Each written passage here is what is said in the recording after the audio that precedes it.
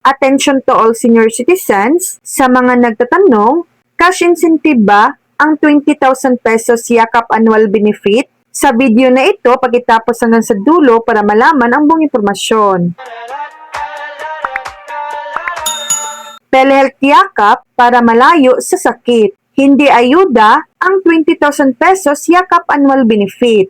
Ang 20,000 pesos limit kada tao bawat taon ay hindi cash, kundi katumbas ng halaga ng libreng gamot na makukuha sa mga accredited na butika matapos maresitahan ng doktor mula sa inyong yakap clinic. Mayroong mali at tama. Ang mali, akala ng ilan, matatanggap ito bilang pera o ayuda. Ang tama naman, ang totoo, ang halaga ng gamot ay ibinabawas batay sa fixed fee schedule ng PhilHealth. So yan lang po ang latest update.